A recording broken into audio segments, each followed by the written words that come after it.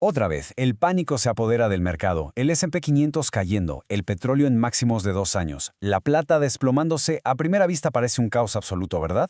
Pero, ¿y si no fuera así? ¿Y si todo esto, en realidad, estuviera siguiendo un libreto bastante bien definido? Y esa es justamente la gran pregunta que vamos a desglosar aquí.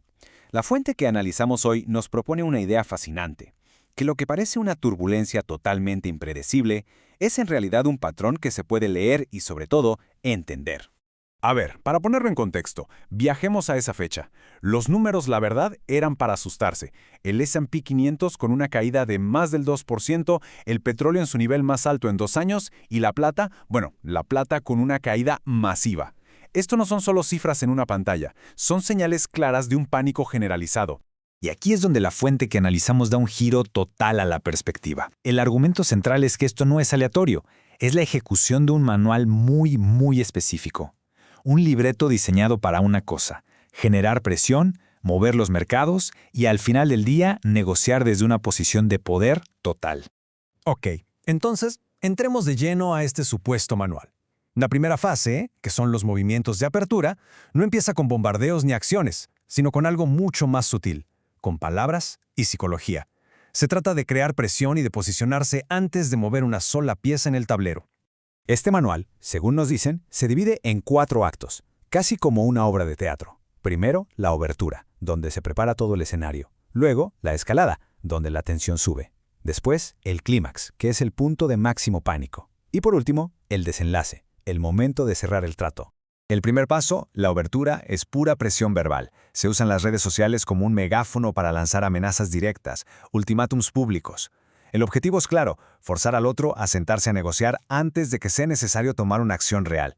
Pensemos en esas amenazas de una armada masiva hacia Irán o los aranceles a Dinamarca. Son movimientos diseñados para que todo el mundo sienta la presión. Pero claro, a veces las palabras no bastan, y ahí es donde entra el segundo paso, el posicionamiento físico. Esto se trata de hacer que el poder se vea, que sea tangible, como esa armada que se envió a Medio Oriente, que fue pública y rastreable semanas antes del conflicto. No se dispara ni una bala, pero el mensaje es contundente. La amenaza va en serio. Y ahora sí, pasamos a la siguiente fase. Aquí es donde las palabras se convierten en hechos y la presión se amplifica de verdad. Es el momento en que el mercado empieza a reaccionar. Ahora, aquí viene algo que es fascinante. El cuándo, el momento exacto. La línea de tiempo no miente. El tercer paso, que es la acción física, casi siempre ocurre un viernes por la tarde o durante un fin de semana largo. Miremos los ejemplos. Amenaza de aranceles a China, viernes por la tarde. Ataques aéreos en Irán, un sábado. ¿Por qué? Sencillo. Los mercados están cerrados. Esto maximiza la incertidumbre durante todo el fin de semana y evita una caída en picada inmediata. Llega el lunes, abren los mercados y ¡pum!, la caída es violenta. Pero, ojo, aquí pasa algo muy curioso. Después del golpe inicial hay una recuperación parcial. Muchos inversionistas minoristas, pensando que es solo una táctica de negociación, un bluff, ven una oportunidad y deciden comprar la caída apostando a que todo se resolverá rápido. Y justo cuando el mercado parece encontrar un piso, cuando esos inversionistas se sienten valientes, llega el quinto paso. La retórica se va al extremo.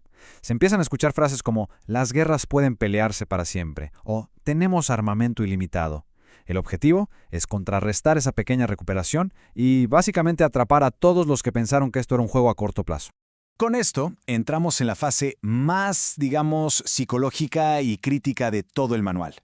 Es el momento en que la duda se convierte en un pánico real, un pánico estructural. Lo que pasa aquí es un cambio total en la percepción. La idea de que era solo una jugada para negociar, un bluff a corto plazo, se desvanece por completo. Y la nueva realidad que se impone es la de una posible guerra a largo plazo, un conflicto frontal. La incertidumbre es absoluta. Y este cambio de narrativa es lo que detona el paso 6, el pánico estructural. Este es el punto de quiebre. Según la fuente, es justo en este momento cuando los inversionistas minoritarios, llenos de miedo, venden todo. Y paradójicamente, es en este pico de pánico donde el llamado dinero inteligente empieza a ver oportunidades y a buscar puntos de entrada. Pero como en toda buena historia, después del clímax de caos absoluto, viene el giro hacia la resolución. Esta es la fase final, la desescalada y, finalmente, el acuerdo. Pero ojo, la desescalada no es una rendición, ni de cerca. Se trata de abrir la puerta a una negociación, sí, pero siempre poniendo condiciones. Si ellos hacen esto, entonces podemos hablar. El lenguaje es crucial para nunca parecer débil. Se presenta como un acto de fortaleza, de magnanimidad, no de necesidad. Ahora, la decisión de cuándo empezar a bajar la presión no es al azar. Es el paso 8, que funciona como un sistema de sensores, un circuito de retroalimentación. Según la fuente, se monitorean 3 indicadores económicos y de mercado muy específicos. El primer sensor, el precio del petróleo. La línea roja, según esta fuente, son los $100 por barril.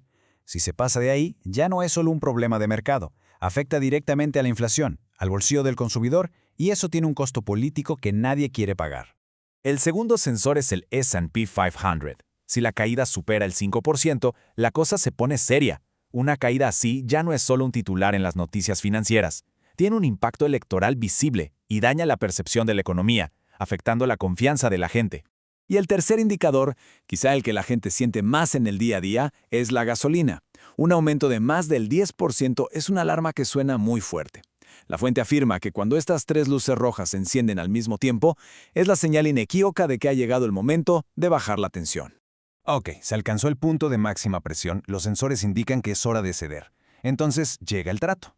Y aquí hay un punto clave.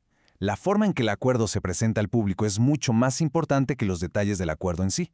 Lo fundamental es que el peor escenario posible desaparezca y se pueda construir una narrativa de victoria. Y llegamos al gran final, el paso 10, la revalorización violenta. Una vez que la incertidumbre se esfuma, el mercado no solo se recupera, sino que lo hace con una fuerza brutal. Miremos el gráfico. La recuperación, ese rally postacuerdo, es casi un espejo de la caída durante el pánico. Las subidas más grandes, muchas veces, vienen justo después de las caídas más fuertes. Es el regreso de la certeza. Así que al final la moraleja de este análisis, según la fuente, es bastante clara. Los mercados no premian la reacción impulsiva al pánico del momento. Premian a quien tiene la capacidad de reconocer los patrones que se esconden detrás de todo el ruido. Y esto nos deja con una pregunta flotando en el aire, ¿no? Si lo que a veces parece un caos geopolítico total, en realidad podría estar siguiendo un libreto, ¿cómo cambia eso la forma en que debemos pensar sobre la inversión y el riesgo de cara al futuro?